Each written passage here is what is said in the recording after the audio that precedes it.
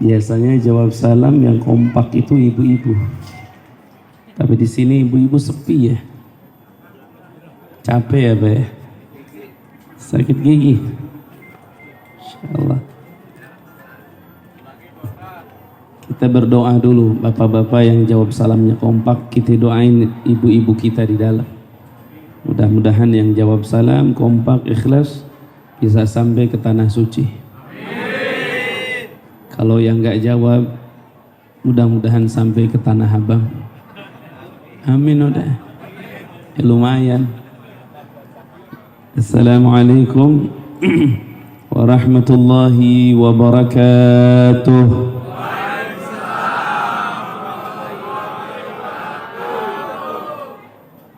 Insyaallah.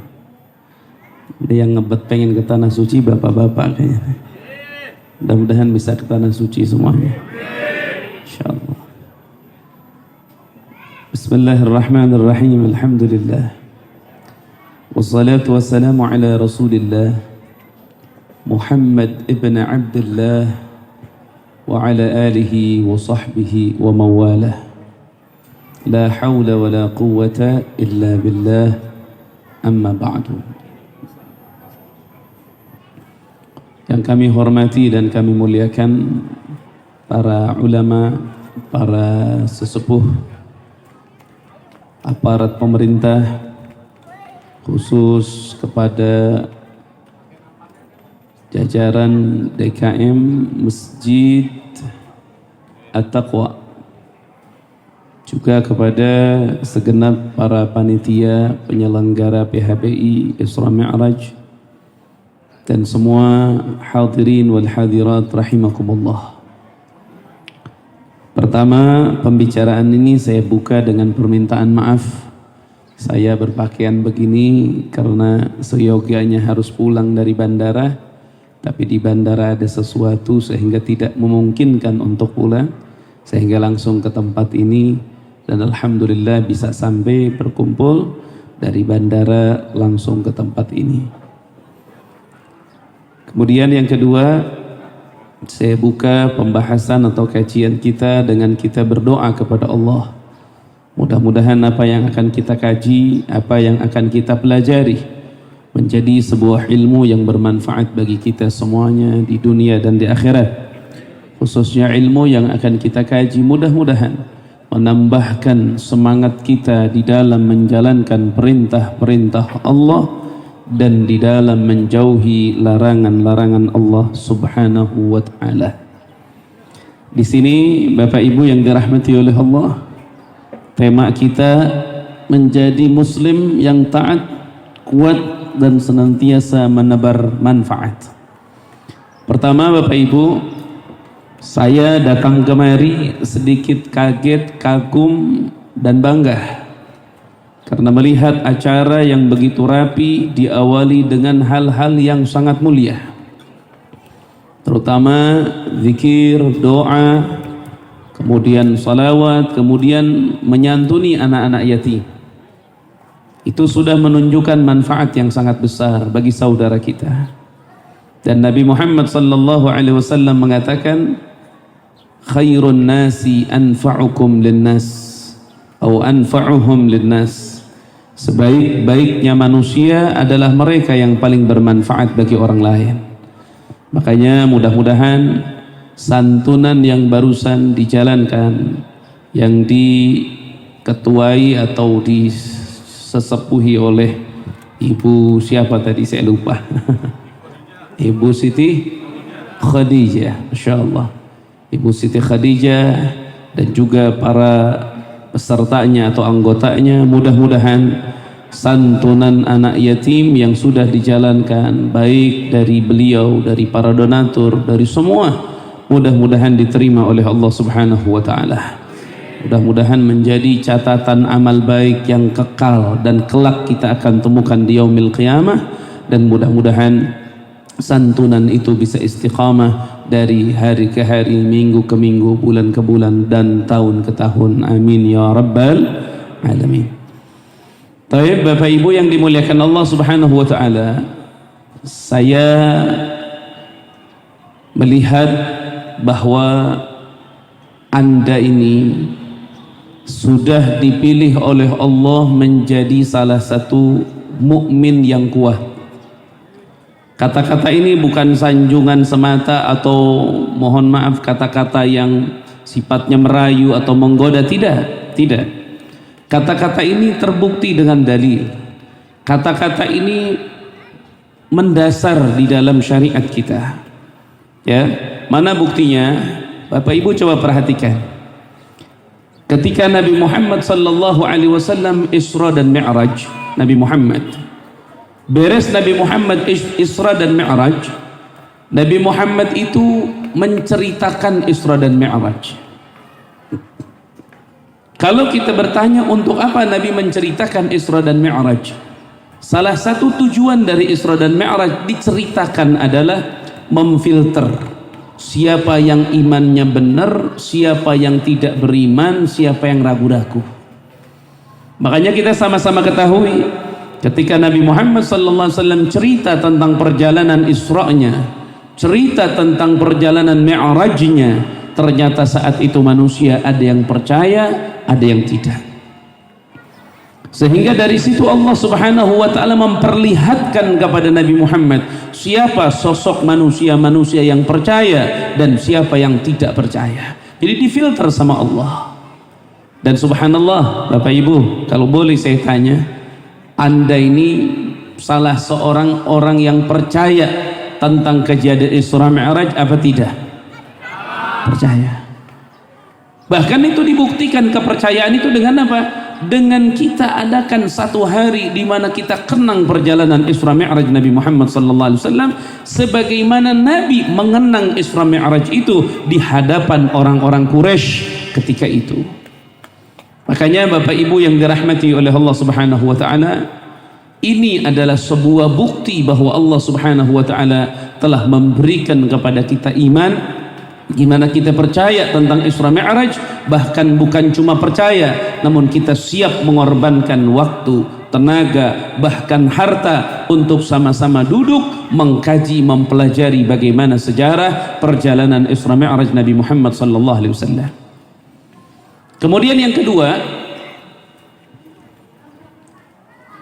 perkataan kami yang tadi kami sampaikan bahwa Anda semua adalah orang yang telah dipilih oleh Allah, punya iman yang luar biasa. Apa itu? Peduli terhadap masjidnya Allah Subhanahu wa ta'ala. Mohon maaf Bapak Ibu, mohon maaf, banyak manusia adamul mubalah, tidak adanya kepedulian terhadap syariat, terhadap masjid, terhadap tempat-tempat yang diridhoi oleh Allah. Bapak Ibu tahu, kalau Bapak Ibu ditanya kenapa ada masjid di setiap tempat, kenapa ada masjid di setiap daerah, kenapa ada masjid bahkan di komplek ini pun, yang kalau tidak salah dulu saya pernah masuk kemari itu masih kecil, sekarang besarnya luar biasa. Anda tahu kenapa ada masjid? Karena Allah menginginkan orang di sekitar masjid itu bahagia dunia dan akhirat. Allah jadikan masjid itu sentral tempat kebahagiaan.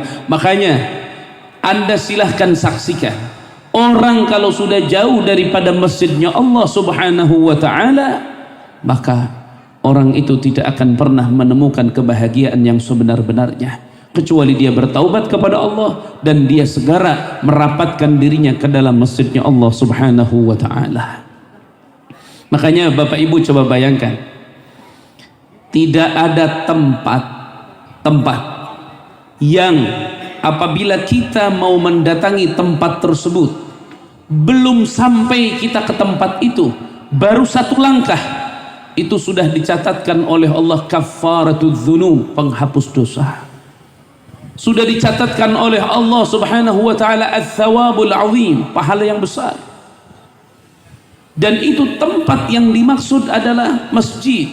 Makanya Nabi dalam hadis riwayat Al-Imam Al-Bukhari, juga hadis ini diriwayatkan oleh Al-Imam Muslim, Rasulullah sallallahu alaihi wasallam mengatakan, inna bi kulli khatwatin tamshiha ila salati sadaqah.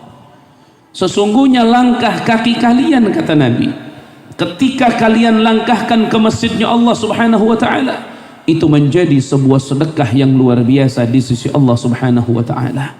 Coba bayangkan Bapak Ibu, bayangkan melangkahnya saja jadi pahala yang besar. Bagaimana kalau kita melangkah, kita yang memakmurkan, kita yang menghidupkan, kita yang ngurus, bahkan kita yang bangun, ini sudah kumpul semua kemuliaan, sehingga tidak akan pernah mungkin orang yang peduli dengan hal ini akan dicelakakan oleh Allah subhanahu wa ta'ala. Hanya mungkin faktor pentingnya adalah keikhlasan. Makanya Bapak Ibu, coba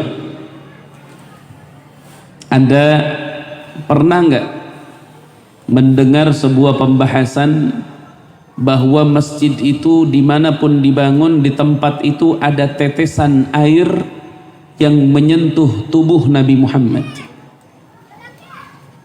Jadi gini Bapak-bapak, Nabi Muhammad itu beliau wafat pada hari Senin. Nabi Muhammad itu wafat pada hari Senin. Catat, Nabi Muhammad wafat pada hari Senin. Ketika Nabi Muhammad wafat pada hari Senin, Nabi Muhammad itu dikebumikan pada hari Rabu. Bayangkan berapa lama ini? Senin, Selasa, Rabu, berarti 3 hari. Baru Nabi Muhammad dikebumikan. Saya tidak mau bicara dulu kenapa sampai 3 hari, ya, takut terlalu panjang waktu.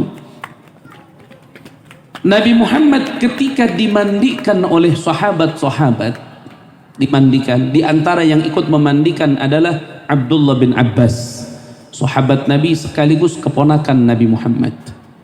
Abdullah bin Abbas itu akhir hayatnya buta beliau. Nah, kalau bapak-bapak dengar sejarah Abdullah bin Abbas buta di akhir hayatnya, karena beliau ketika memandikan jasad Nabi, beliau membuka matanya, sinar tubuh Nabi tidak kuat di cahaya matanya Abdullah bin Abbas, akhirnya beliau buta. Ini sejarahnya. Ketika dimandikan jasad Nabi Muhammad, dimandikan, air yang mengenai tubuh Rasulullah sallallahu alaihi wasallam ketika dimandikan itu tidak jatuh ke bumi, para jamaah. Itu tidak netes ke bumi. Bahkan itu dipertanyakan dan itu dibahas di dalam sebuah kitab tafsir namanya Tafsir Asy-Sya'rawi, dibahas tuntas. Jadi air itu ketika menyentuh tubuh Nabi Muhammad sallallahu alaihi wasallam, ya, tiba-tiba air itu terbang ke awan. Dan Allah subhanahu wa ta'ala membagikan air tersebut di seluruh awan di muka bumi ini, sampai akhirnya air tersebut bercampur dengan air hujan, meneteslah air hujan ke muka bumi. Maka tidak ada tempat yang menetes air hujan yang tercampur dengan air yang dimandikan Rasulullah dengan air tersebut, kecuali tempat tersebut akan terjadi atau terbangun masjid di atasnya.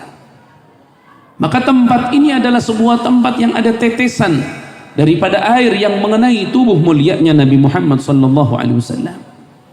Makanya bapak-bapak, ibu-ibu, mohon maaf, tidak akan pernah ditemukan, tidak akan pernah ditemukan. Jadi tolong dicatat betul-betul. Tidak akan pernah ditemukan satu kemuliaan yang ada pada makhluk-makhluk Allah, terkecuali makhluk tersebut punya ikatan dan sambungan dengan Nabi Muhammad. Punya ikatan dan sambungan dengan Nabi Muhammad. Anda tahu, jangankan berbicara para nabi yang punya sambungan dengan Nabi Muhammad, jangankan berbicara manusia, binatang saja kalau sudah nyambung dengan Nabi Muhammad, maka binatang itu dijamin akan ada di dalam surganya Allah dengan kehendak Allah, bentuknya binatang ataukah dirubah. Bapak-bapak tahu haninul jizr? Nabi Muhammad itu kalau duduk di tempat ngajarnya atau mihrabnya itu dari kayu. Bayangkan kayu yang dipakai duduk oleh Nabi Muhammad sallallahu alaihi wasallam, kayu ini diabadikan oleh Allah di dalam surga. Makanya ulama mensepakati, kata ulama, fama min sirrin ittasala bihi qalbu munib illa min sawabighi fadlillahi ala hadzal habib. Tidak ada sebuah kemuliaan yang Allah anugerahkan kepada manusia kecuali kemuliaan itu adalah kemuliaan yang tumpah dari kemuliaan begitu banyaknya Nabi Muhammad. Coba Anda mau lihat, Anda lihat dari zaman dulu, dari zaman Nabi sampai sekarang, orang-orang yang mulia adalah orang-orang yang punya ikatan dengan Nabi Muhammad. Tapi orang-orang yang tidak mulia, hina, matinya pun hina, mereka orang-orang yang tidak punya ikatan dengan Nabi Muhammad. Makanya peringatan Isra Mi'raj seperti ini adalah sebuah peringatan yang mengikatkan kuat ikatan kita dengan Nabi Muhammad. Bukan seperti yang dibayangkan oleh sebagian saudara kita bahwa acara seperti ini adalah acara yang keliru, acara yang salah, acara yang gak benar, bahkan acara yang bid'ah. Ini adalah sesuatu yang sangat jauh, ibadallah. Coba sekarang gini, Bapak-bapak, Anda sekarang yang duduk di sini jadi saksi. Jangan Anda pakai fanatik, jangan, pakai hati, pakai ilmu, pakai dalil. Coba Anda lihat, dari tadi mulai sampai nanti akhir ditutup doa, apa yang kita lakukan? Ada yang bertentangan dengan agama. Santunan anak yatim bid'ah, bertentangan dengan agama. Tidak. Zikir bertentangan dengan agama. Gak sholawat bertentangan dengan agama. Ngaji bertentangan dengan agama. Apa yang bertentangan? Apakah hanya sebutan peringatan Isra Mi'raj itu menjadi sebuah pertentangan? Tidak, ibadallah. Coba Anda lihat, kalau di zaman Nabi dulu, di zaman Nabi itu kalau ngajar ba'da subuh, ba'da zuhur, ba'da asar, ba'da maghrib, ba'da isya. Sekarang ada nggak yang ngajar ngaji seperti Nabi 5 waktu? Nggak ada. Dirubah, kuliah subuh, kultum kuliah 7 menit, kutil kuliah 3 menit, macam-macam tuh. Apa lagi? Hah? Apa tuh? Kulibas, kulimas. Ada lagi saya dapat di tambahan, kuliah 15 menit. Ada tambahan, tabligh akbar. Ada tambahan tuh, kajian sunnah, kajian apa, kajian apa. Emang ada semua di zaman Nabi? Tidak ada. Tidak ada di zaman Nabi semuanya, tapi semua dibuat. Makanya di sini saya tidak mau bahas ke arah situ lebih panjang. Karena yang ingin saya pahamkan kepada Anda pagi ini adalah kita ini sedang ada dalam nikmat Allah. Kita ini sudah dipilih oleh Allah jadi orang-orang yang punya iman mulia dan baik serta sempurna. Dan itu terbukti dengan apa? Apa yang kita lakukan. Karena orang bukan di sini. Orang kalau di sini di mulut, ya mohon maaf, ngomong apa juga bisa. Tapi apa yang dia kerjakan itu, ya, Masya Allah. Makanya yuk sama-sama kita berdoa terlebih dahulu. Kita terus tambahkan doa-doa baik kita. Semoga apa yang kita lakukan diterima oleh Allah Subhanahu wa taala. Ya. Kemudian yang kedua, Bapak Ibu yang dirahmati oleh Allah. Kalau berbicara iman, iman ini ternyata turun naik. Iman ini enggak terus mantang begitu, enggak. Dia bisa naik, dia bisa turun. Ulama mengatakan fakun minal imani fi mazidi wa fi safa'il qalbi dhat tajdidi bi kathratis salat wa ta'at wa tarkima lin nafsi min syahawat fa syahwatun nafsi ma'adh dhunubi mujibatani qaswatal qulubi wa inna ab'ada qulubin nasi min rabbina ar-rahimi qalbul qasi. Itu telah disepakati dan tidak ada perbedaan pendapat bahwa iman itu kadang naik kadang turun. Maka semua nasihat dari Nabi sampai kepada kita saat ini, fakun minal imani fi mazidi, ayo kalian jadilah manusia yang imannya terus bertambah, bukan merosot. Nabi Sulaiman alaihi salam, bapak-bapak, Nabi Sulaiman lagi terbang di atas angin, karena Nabi Sulaiman ini punya tentara, salah satunya angin. Beliau terbang di atas angin, terbang Nabi Sulaiman. Tapi tolong jangan dibilang Nabi Sulaiman di Jogja ya. Bilang Nabi Sulaiman di Jogja, Candi Borobudur tuh peninggalan Sulaiman. Sesat itu ceritanya itu. Itu mah bukan Sulaiman, Nabi Sulaiman itu mah Mas Eman kali itu mah. Atau Mas Sulaiman ya. Dia lagi terbang nih, Bapak Ibu, lagi terbang. Nabi Sulaiman itu kalau ada orang ngomong jarak puluhan kilo itu bisa dengar. Mukjizat. Tiba-tiba terdengar ada ucapan yang berbunyi alhamdulillahi ala kulli halin. Apa? Alhamdulillahi ala kulli halin. Artinya segala puji hanya milik Allah atas semua keadaan. Akhirnya Nabi Sulaiman kagum dengan ucapan ini. Ini ucapan datang dari siapa? Dikejar oleh Nabi Sulaiman dengan tentaranya. Tiba-tiba ditemukan ada seorang buta. Dia lumpuh, tidak bisa bergerak sama sekali. Dia berada di tempat tidur tanpa ada yang memperhatikannya, seorang diri, tersiksa secara zahir. Ia sendiri.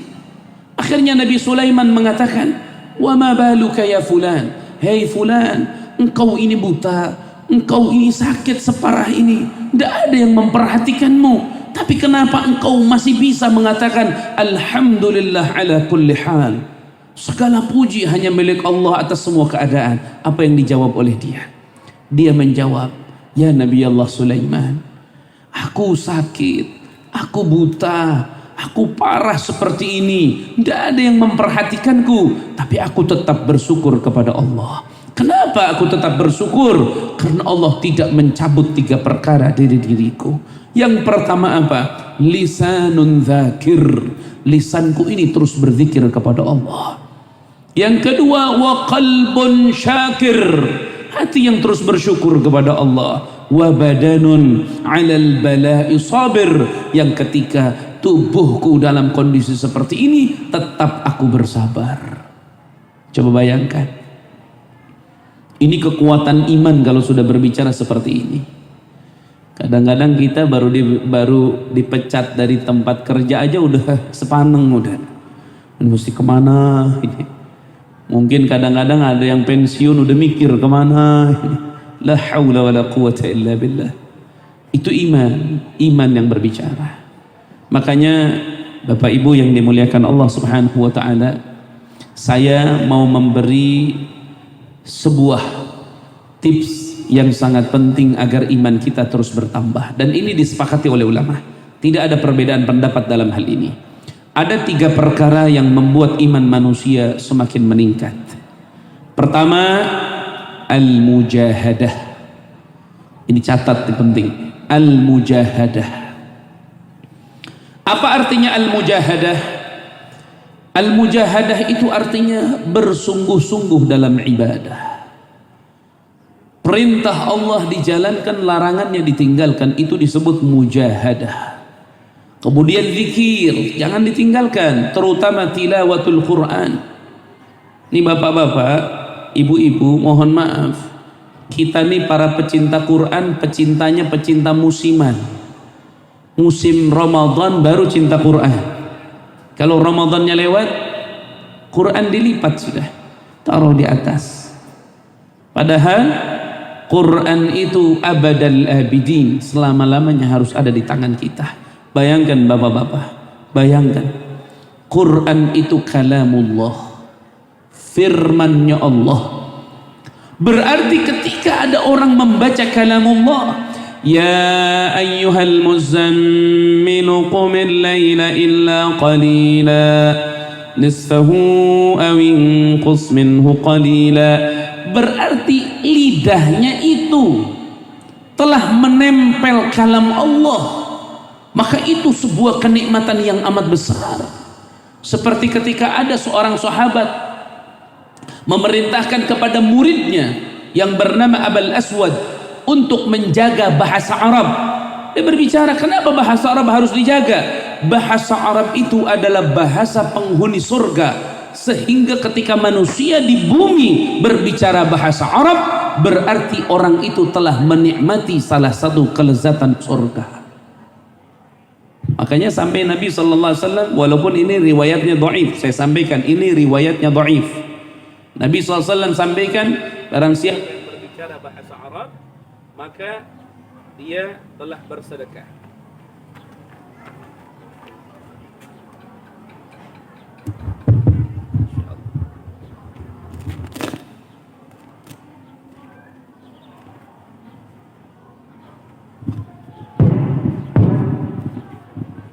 Loh, sampai Nabi SAW mengatakan, barang siapa yang berbicara bahasa Arab, maka perkataannya itu sedekah.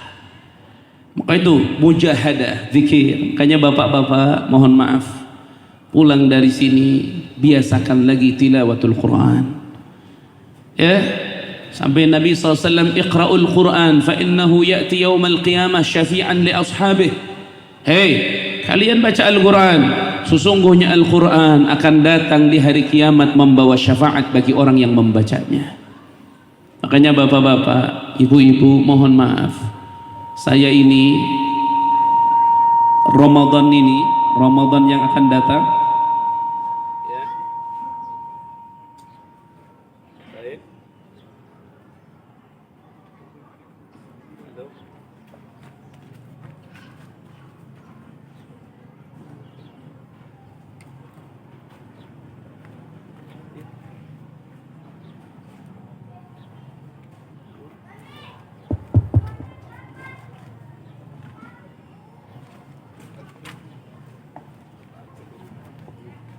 Bapak-bapak, sampai kami ini Ramadan yang akan datang memprogramkan sebuah program khatam Al-Quran di Masjid Nabawi dan di Masjidil Haram. Bahkan kami akan mencoba mengkaji tajwid di Masjidil Haram. Kami akan gali sejarah Al-Quran, bagaimana diturunkan di tempatnya Haramain Syarifain, ya. Kami sampai mohon maaf, kami contohkan kepada umat perjalanan umroh itu bukan cuma i'tikaf di Masjidil Haram, Masjid Nabawi, tidak, pakai belajar di sana, pakai ngaji di sana. Maka kami buktikan hal itu setiap kali kami berangkat umroh, selalu kami pakai untuk belajar, termasuk satu Ramadan. Kami akan terbang, mohon doanya, biasa pesawat Saudi, hotel biasa, Masya Allah, ya. Kita akan berangkat pada awal Ramadan untuk membedah Al-Quran. Jadi kami akan bawa Al-Quran masing-masing satu juz, dibagi nanti, kita khatamkan di Masjidil Haram, kita khatamkan di Masjid An-Nabawi. Bapak Ibu bayangkan coba, kata Nabi SAW dalam hadis Hasan, Nabi mengatakan, apabila ada orang mengkhatamkan Al-Quran, maka Allah mengutus 70.000 malaikat. Apa tugasnya 70.000 malaikat? Yu'amminun, mengaminkan segala apa yang berdoa orang-orang yang khatam Al-Quran. Di mana coba kecintaan kita? Kadang-kadang banyak orang menyampaikan, mohon maaf, yang dikejar kalau ngaji itu mesti rame, mesti apa entah. Makanya tadi ketua panitia ngomong, ya, ritual itu penting gak penting, yang penting itu spiritualnya, spiritnya daripada acara itu. Khatam Al-Quran, coba bayangkan, Nabi SAW katakan 70.000 malaikat mengelilingi orang yang khatam Al-Quran, mereka mengaminkan doa orang yang khatam Al-Quran. Coba bayangkan, kami ini punya program khatam Al-Quran, itu dalam 1 tahun sampai khatam Al-Quran kami di program WhatsApp itu sampai 1.300 khatam Al-Quran dalam 1 tahun. Buat program, tidak ada grup 1, grup 2, grup 3, grup 4, terus setiap tahun kami umumkan bahwa tim kita atau grup kita dalam 1 tahun mengkhatamkan sekian kali Al-Quran.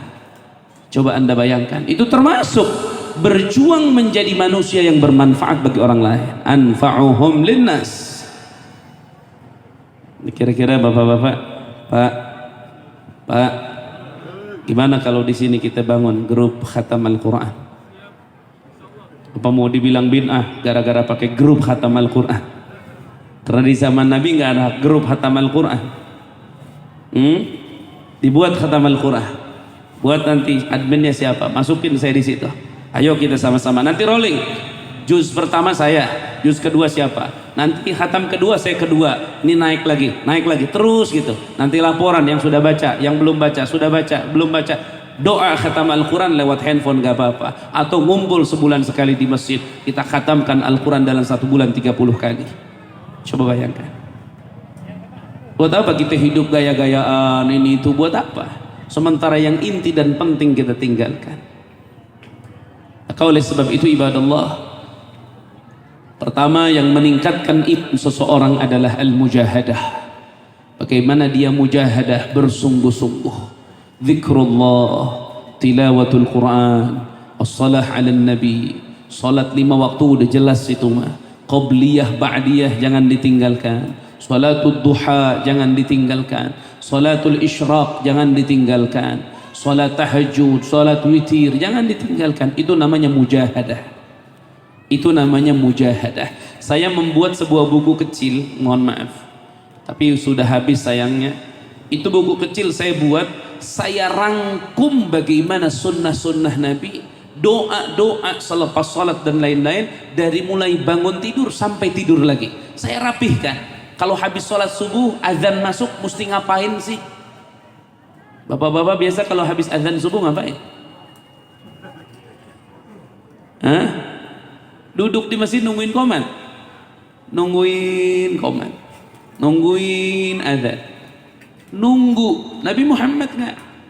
Kalau habis azan masuk tuh subuh, Nabi Muhammad SAW baca istighfar. Astaghfirullah lil mu'minina wal mu'minat. Astaghfirullah lil mu'minina wal mu'minat. Itu dibaca berapa? 100 kali. Bapak-bapak udah mikir, wah banyak amat ini. 100 kali. Baru nanti salat sunat fajar. Ini yang banyak keliru nih. Salat sunat fajar sama salat sunat sebelum subuh sama salat sunat ghadah itu dianggap berbeda. Sama. Fajar, sunat subuh, qobliyah subuh, sunat ghadah itu satu nama, tapi salatnya itu juga. Ya, salatnya itu juga. Berapa rakaat? 2 rakaat. Bapak-bapak kalau habis salat sunat sebelum subuh 2 rakaat ngapain? Nunggu qomat kan? Nabi SAW enggak. Habis salat sunat 2 rakaat, salam, Nabi SAW langsung berbaring.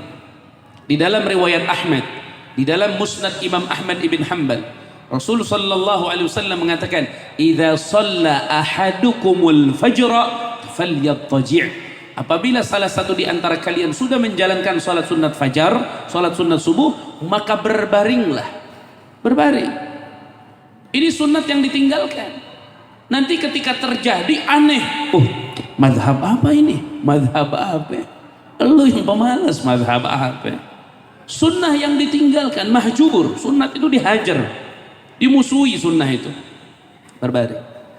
Di dalam berbaring baca apa? Doanya lain.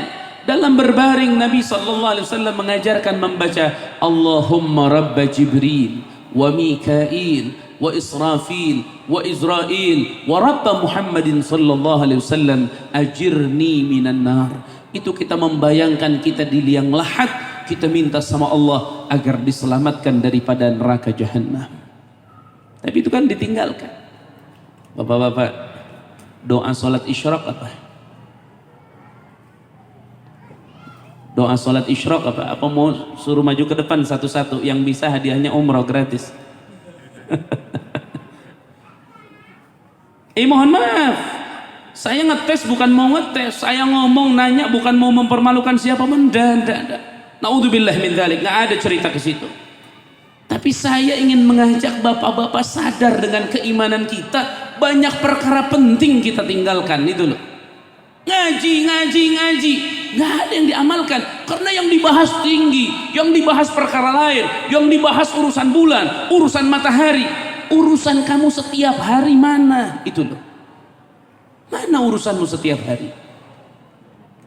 Apa Nabi ketika masuk masjid cara buka sendal? Ini mohon maaf. Nih, bapak-bapak, saya turun dulu sebentar. Sendal dipakai ke atas nggak apa-apa ya? Izin ya. Perhatikan. Tuh. Cara buka sendal masuk ke masjid banyak yang salah. Kita ini mau menghidupkan sunnah Nabi, kita ini mau mengikuti Nabi Muhammad. Coba lihat, Anda kalau buka sendal, itu sunnah buka sendal itu yang kiri dulu, tuh, baru yang kanan. Sedangkan masuk masjid sunnat yang mana dulu? Yang kanan dulu, baru mana? Kiri, tuh. Kalau Anda begini caranya nih, tuh. Anda buka sendal kanan terus masuk, bener dimasuk masjidnya sesuai sunnah, tapi salah di cara buka sendalnya. Kalau Anda buka sendal kiri dulu masuk, bener di cara buka sendalnya, tapi salah di cara masuknya. Bahkan ada di antara kita yang masuk ke masjid buka sendal tuh parkir, mundur begini. Masya Allah. Apakah saya mau nyalahin bapak-bapak, ibu-ibu? Enggak, yang salah itu kami-kami nih. Kenapa? Selalu berceramah itu menyampaikan perkara yang mungkin tidak terjadi dalam kehidupan kita. Sementara Rasul SAW sudah mengajarkan sepenuhnya. Bapak-bapak punten, saya kasih contoh dulu. Bapak-bapak, kalau masuk ke masjid kaki yang mana? Kanan. Keluar masjid kaki yang mana? Kenapa seperti itu? Pernah ditanyakan alasannya kenapa? Kaki masuk kemana aja terserah dong, istilahnya kan begitu. Kenapa diatur sama Nabi Muhammad? Ternyata bapak-bapak, kaki ini kalau kita bicara teori fisika ini menunjukkan makna positif. Masjid itu tempat yang positif. Positif ketemu dengan positif hasilnya apa? Itu. Karena kalau kaki kiri masuk ke masjid, kaki kiri ini negatif, masjid itu positif. Negatif ketemu positif hasilnya koslet sudah. Makanya di masjid bukan i'tikaf, di masjid bukan tilawatul Quran, di masjid bukan sholat, bukan zikir, main handphone, ngelanjutin game. Kenapa? Udah salah masuk masjidnya, hasilnya negatif. Sama seperti kita masuk WC, kenapa yang kiri negatif, WC negatif, negatif ketemu negatif hasilnya? Makanya kalau bener di dalam WC itu bener pasti. Tapi kalau salah, udah dalam WC nyanyi-nyanyi, di dalam WC ngobrol-ngobrol, di dalam WC nggak menghidupkan sunnah. Akhirnya sudah hidup ini ngerasanya tinggi, tapi amalnya rendah. Khawatir kita seperti asap, merasa tinggi, padahal dia sebenarnya di mana? Di bawah. Tuh cara buka sendal. Saya fokus bapak-bapak ini ilmu buka sendal siang ini saya kasih tahu. Tuh perhatikan.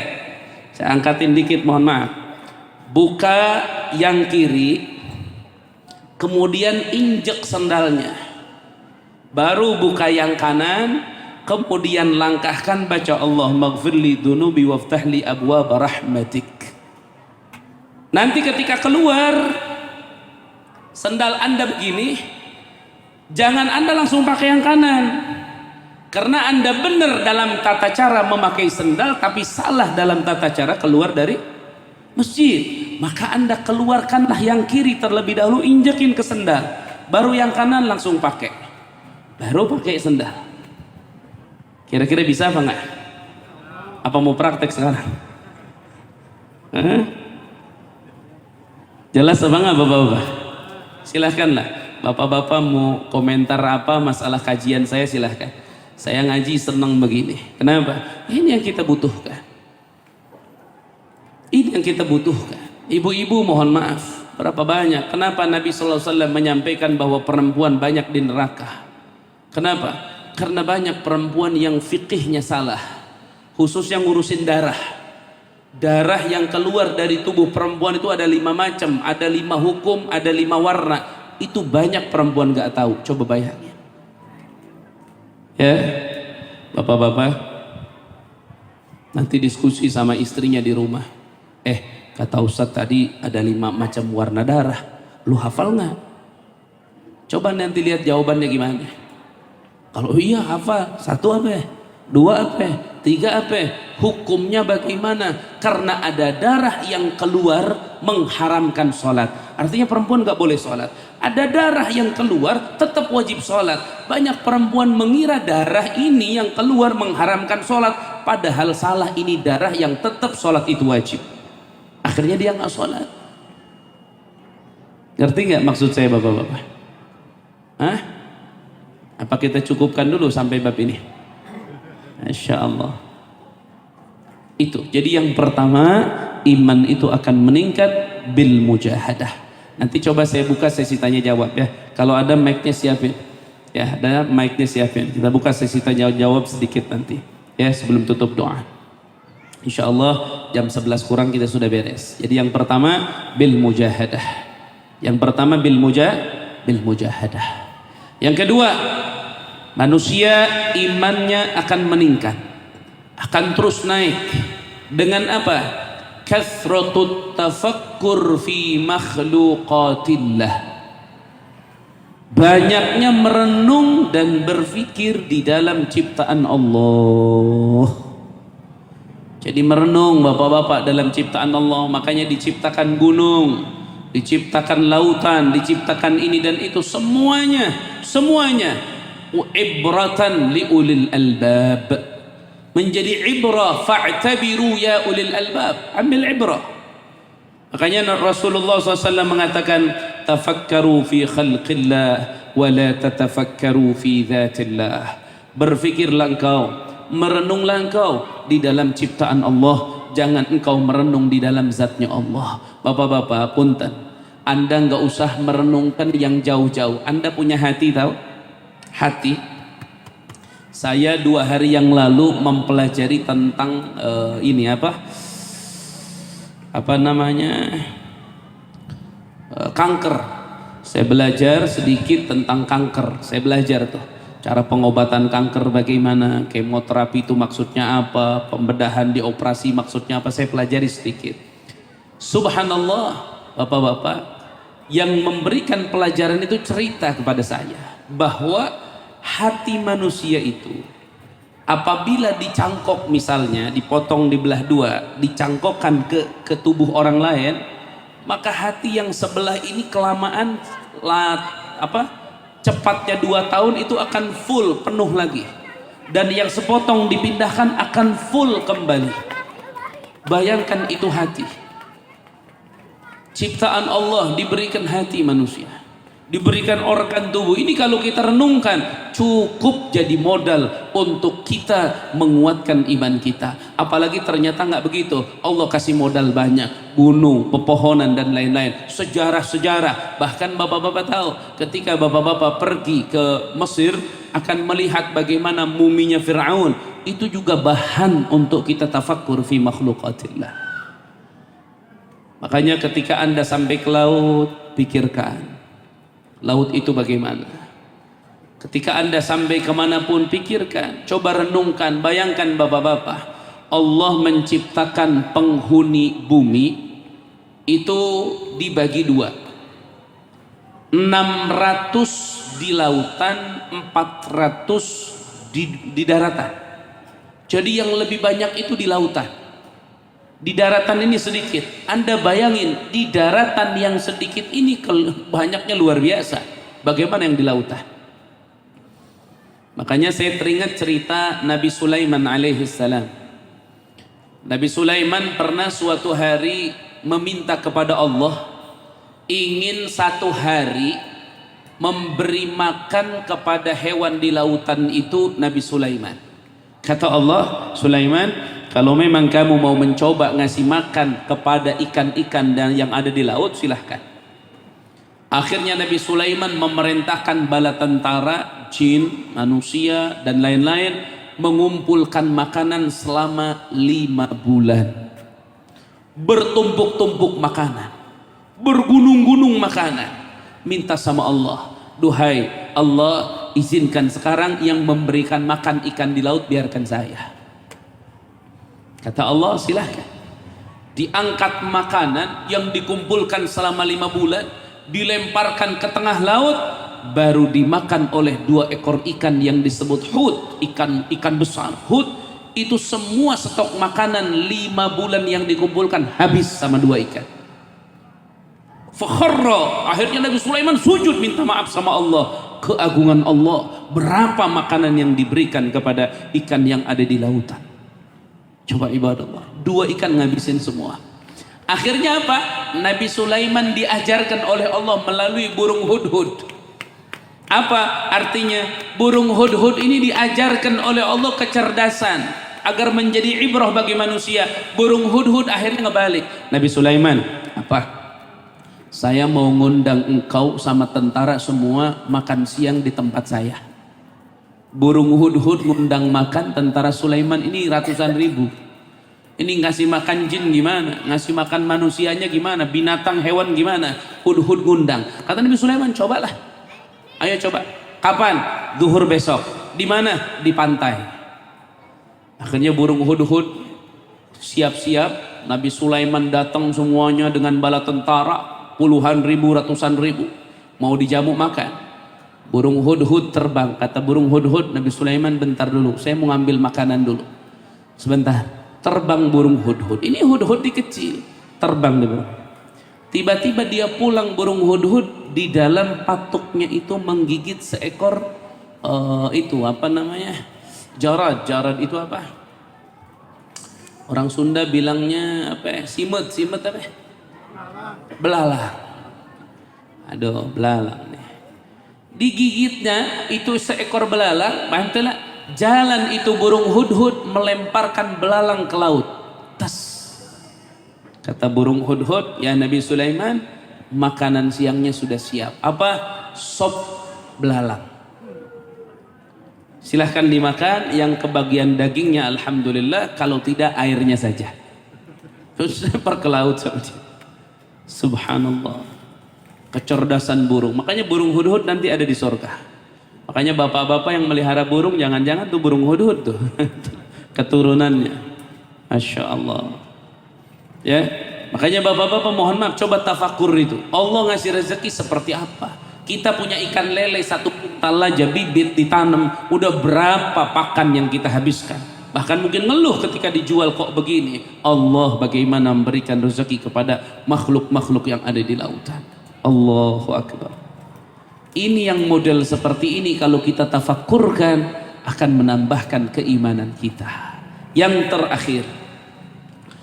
terakhir, sesuatu yang paling penting yang menambahkan keimanan kita adalah at-tawatur fi sama'il ilmi. Sering dan terus-terusan belajar ilmu.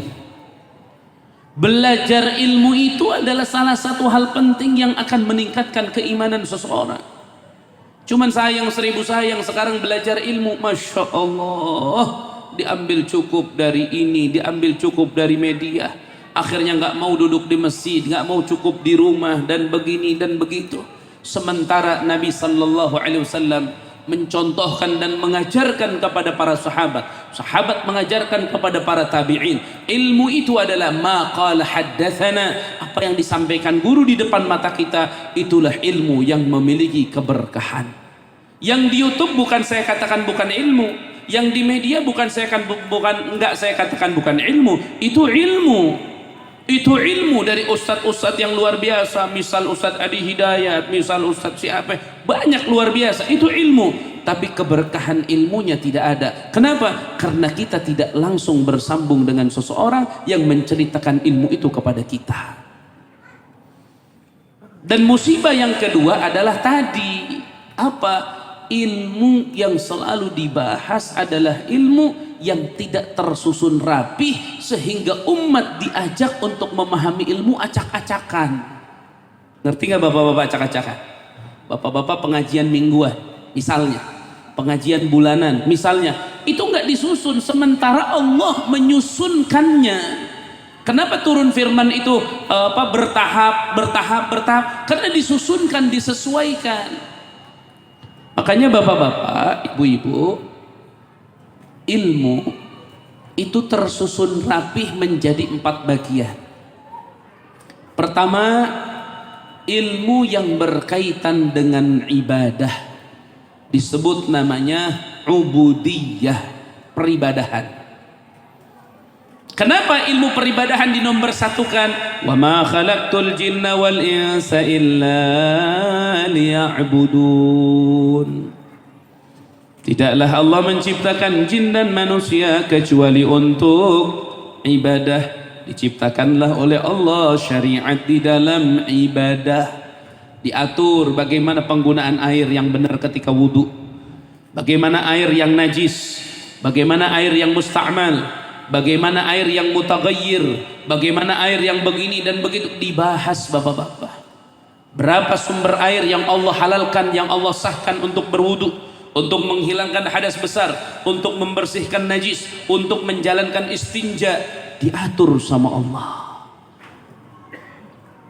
Dari mulai bab air, kalau air hilang nanti gimana? Baru pindah ke tanah, dikaitkan dengan air mandi, wudu, istinja, izalatun najasah, kemudian tanah penggantinya, dikaitkanlah dengan tanah tayamum. Tayamum pengganti dari wudu dan dari mandi besar.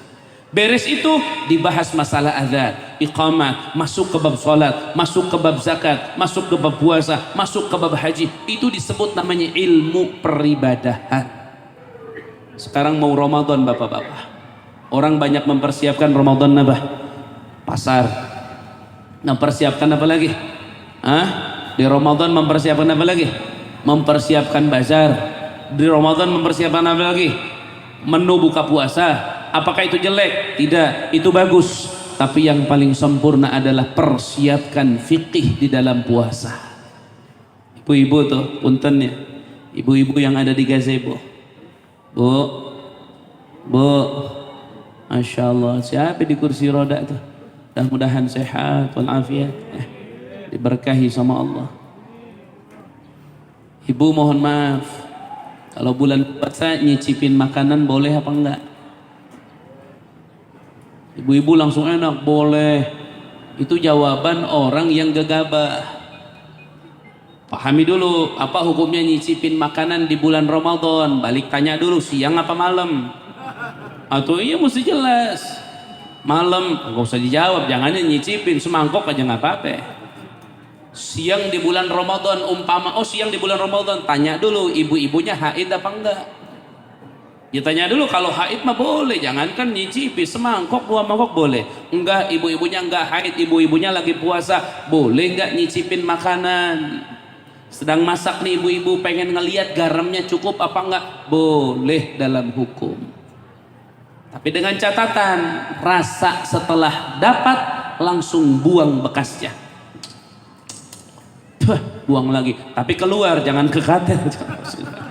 Buangnya keluar. Biar apa? Biar dicicipi. Boleh dalam hukum fikih. Tapi kalau bapak-bapak nggak boleh menunggu buka nih 15 menit lagi. Asyhadu an la ilaha illallah. Nunggu buka. Kolok udah masuk nih. Cicipin ya, manis nggak nih? Nggak boleh. Untuk bapak-bapak nggak boleh. Tapi ibu-ibu diizinkan. Kenapa? Karena dia yang khidmah di dapur. Dia khidmah yang masak. Lo kok bisa Ustaz, ibu-ibu boleh kok kita nggak boleh? Karena khidmah memasak untuk keluarga itu adalah ibadah yang luar biasa di sisi Allah. Rasulullah pernah manggil Siti Fatimah putrinya, Fatimah sini. Kata Fatimah, ada apa ya Rasulullah? Tahu nggak? Apa ya Rasulullah? Masakan yang kamu masak 1 butir gandum itu menjadi 10 kebaikan untukmu. Jadi masak untuk suami, untuk anak itu kebaikan. 1 butir gandum menjadi 10 kebaikan. 1 butir gandum menghapus 10 dosa. 1 butir gandum mengangkatkan 10 derajat. Ibu-ibu bagaimana kalau Anda masak 1 liter dalam 1 hari? Berapa butir? Kalau 2 liter? Kalau 1 kintal sehari masak? Masya Allah, beruntung makanya. Ya. Yang mengikuti syariat Nabi itu beruntung. Itu yang disebut namanya ilmu untuk ibadah. Nanti yang kedua setelah ibadah kita pelajari, itu ada namanya ilmu yang berkaitan dengan muamalah. Muamalah itu pekerjaan. Kenapa dibahas oleh Allah muamalah? Karena manusia diperintahkan untuk ibadah, namun manusia itu punya syahwat, punya keinginan, punya kahayang, cek orang Sunda. Bapak-bapak punten. Bapak-bapak kadang melihat sesuatu yang dimiliki oleh orang lain, ada rasa pengen nggak? Ada. Maka ketika pengen itu, Allah cinta sama kita, Allah sayang sama kita, Allah aturin agar pengennya kamu, inginnya kamu jadi ibadah. Makanya Anda jangan pernah mengira loh bahwa ibadah itu sholat, ibadah itu puasa, ibadah itu haji, sementara kerja cari rezeki yang halal, berdagang itu Anda anggap bukan ibadah. Hati-hati. Orang yang keluar dari rumahnya berjuang mencari nafkah yang halal, orang itu ada dalam jihad fisabilillah. Anda jangan salah. Makanya muamalah diatur. Misalnya bapak-bapak lagi jalan ke depan, ada yang bilang comro, keinginan nih, ya Allah pengen amat tuh comro, Allah atur biar comro dari tangan dia sampai ke tangan kita dengan cara benar dan jadi ibadah. Dibuatlah muamalah. Muamalahnya mau pakai apa? Ada jual beli, oh berarti beli. Comro sini dah, aneh beli, berapa itu comro? Gopek nih, gue beli 10. Ibadah nih.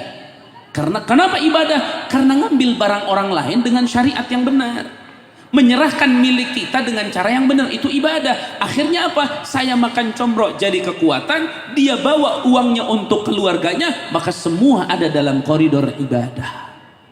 Ada jangan pikir muamalah itu bukan ibadah, hati-hati. Atau dengan cara yang lain, apa? Al-hibah. Hibah itu memberi. Gue pengen comro tapi nggak punya duit, kasih dong. Katanya, nah gue kasih. Hibah namanya. Atau sedekah, atau minhah. Boleh itu begitu. Atau umpama pakai ijarah. Ijarah itu sewa menyewa. Bagaimana sewa menyewa? Anak pengen comro tapi nggak punya duit, minta juga anak nggak biasa. Udah deh, anak pijitin ente 1 jam, nanti upahnya pakai comro. Pijitin kaki tukang comro tuh, diupahin pakai comro. Maka ini comro jatuhnya upah. Upah itu ijarah, karena kita kerja dikasih. Muamalah. Maka ketika ada orang muamalahnya salah, dia dosa. Maka ketika muamalahnya benar, dia ibadah. Itu loh. Nyolong dosa nggak? Nyolong dosa nggak? Kenapa dosa? Karena muamalahnya nggak benar. Kok ngambil barang orang lain nggak pakai aturan gitu. Ketika nyolong ini dosa karena tidak sesuai dengan syariah, maka jual beli itu ibadah, hibah itu ibadah, ijarah itu ibadah, muamalah benar itu ibadah. Dan itu adalah nikmat dari Allah. Kenapa? Karena manusia punya keinginan, punya kemauan, kepingin peci. Aduh, peci songkok saya udah jelek nih, pingin yang baru. Tuh ada muamalah. Ayo mau muamalah yang mana? Jual beli kontan, jual beli kredit, atau jual beli pesen. Aneh pesen peci di 1. Wah. Udah aneh. Ini mic-nya. Oh, baterainya cepat habis.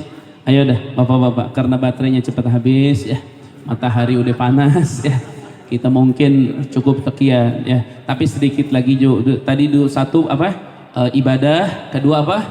Muamalah. Yang ketiga munakahah, pernikahan. Kenapa ada fikih pernikahan? Karena manusia ketika sudah ibadah, manusia sudah terpenuhi keinginannya makan dan minum dengan benar, maka lahirlah syahwat. Syahwat Allah sayang. Lu manusia punya syahwat. Biar syahwatnya jadi ibadah, jadi jihad, dibuatlah oleh Allah munakahah, pernikahan. Dari mulai nyambung tali nikah sampai lepas lagi sudah diatur oleh Allah. Bab nafkah diatur oleh Allah, bab ini diatur oleh Allah, perkataan orang diatur oleh, semua sudah rapih diatur oleh Allah. Agar apa? Agar syahwatnya pun jadi ibadah. Bapak-bapak, punten. Ada laki-laki meniduri perempuan bukan istrinya, bukan mahramnya, dosa apa enggak? Dosa. Kenapa dosa? karena caranya salah. Maka ketika meniduri perempuan atau perempuan meniduri laki-laki dengan cara yang salah, maka dia berdosa. Maka ketika tidur dengan cara yang benar, itu pahala. Makanya kan sempat booming di WA tuh, hubungan suami istri malam Jumat sekali sama dengan membunuh 70 kafir di medan perang. Itu hadis palsu. Hati-hati, nggak benar tuh hadis tuh. Yang benar apa? Yang benar adalah wa fi bud'i ahadikum shadaqah. Itu Nabi katakan, di kelaminmu itu ada sedekah. Maksudnya apa ya Rasulullah, di kelaminku ada sedekah? Ketika engkau melihat ada orang kelaminnya menempatkan bukan pada tempatnya, zina, itu berdosa. Maka ketika itu ditempatkan pada tempatnya, menjadi sebuah ibadah dan sedekah. Itu Nabi yang katakan. Makanya laki-laki, perempuan yang punya hadas besar, junub namanya, akhirnya dia mandi junub kan? Bapak mandi junub kan nih? Sepi amat. Akhirnya mandi apa? Mandi junub. Itu air yang mengalir, yang menghilangkan hadas junub, hadas besar dari ibadah dengan cara yang halal. Itu airnya satu tetesnya Allah ciptakan seekor burung terbang ke arasy. Sampai hari kiamat burung itu terus beristighfar kepada Allah, minta ampun untuk orang yang junub tadi. Bayangkan kalau junub setiap hari berapa tetes. Bapak-bapak nih paling mesem kalau bab ini. Waduh, saya potong aja bab itu. Karena emang nyambungnya ke situ, mau gimana lagi? Ya, cuman bapak-bapak, Pak, punten. Bapak-bapak tahu nggak? Itu kemarin ada orang ngomong begini. Saya nggak mau sebutin namanya karena dia orang publik juga, orang istilahnya pemerintahan lah. Dia lagi ngadat marah sama istrinya, ngomong begini sama istrinya. Punten ya, bahasanya bahasa lu gue. Gue kalau tidur lagi sama lo, gue murtad. Lagi marah. Yang ngomong dia, yang marah dia, yang capek saya. Kenapa? Cari hukumnya. Ustaz tolong, ini hukumnya gimana? Saya murtad apa enggak? Istri saya jatuh tolak apa enggak? Nah, aneh juga ya Allah. Dasar. Tapi itu dibahas di dalam bab pernikahan, namanya munakahah. Karena manusia sudah ibadah, keinginannya terpenuhi, lahirlah syahwat dari makanan, lahirlah syahwat dari minuman. Agar syahwatnya jadi ibadah, Allah siapkan munakahah.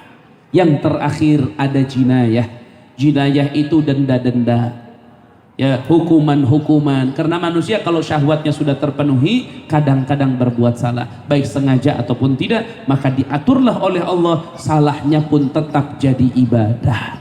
Loh Ustaz, masa ada orang bersalah jadi ibadah? Iya, jadi ibadahnya di sisi mana? Di sisi dia bertaubat kepada Allah. Nabi yang mengatakan kullun nasi khata'un, manusia itu pasti bersalah, kecuali para nabi lain lagi.